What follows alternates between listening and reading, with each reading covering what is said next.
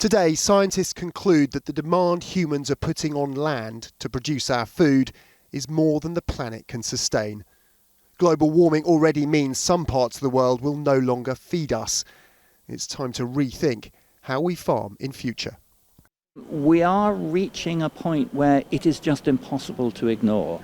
And if we do ignore, we will undermine the capacity to have the good life we enjoy, at least in many parts of the world today. We'll be undermining the capacity to enjoy it in the future and to bring people out of poverty and into the good life we enjoy in the West.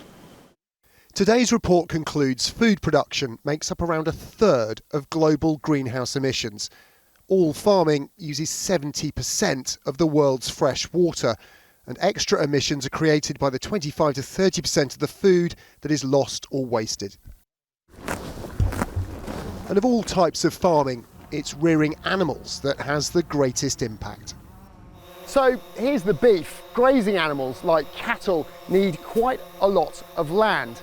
They're also not that efficient in converting their food, the grass, into protein. What's more, they burp and otherwise excrete quite potent greenhouse gases like methane, which increases their contribution to climate change. So what does that mean for many of us meat eaters tucking into a summer barbecue? The Moore family used to eat 7 meat meals per week. This equates to more than 1.5 tonnes of carbon each year, the equivalent of 5 return flights to Malaga, and requires land the size of 17 tennis courts. Now they're cutting down to 3 meat meals a week.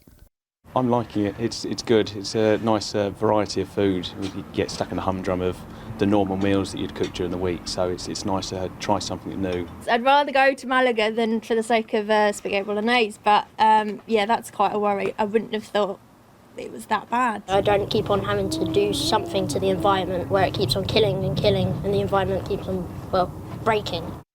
Should we cut out meat altogether?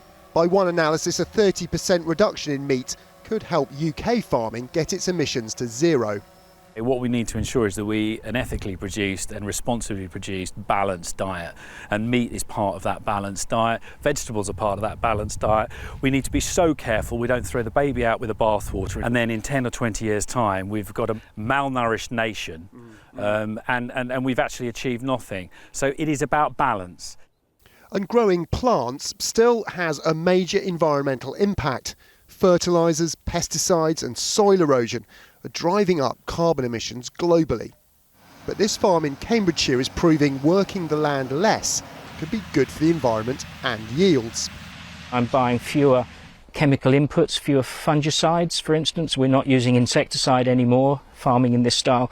My inputs are much lower, so my margin is going to be much better on the back of that.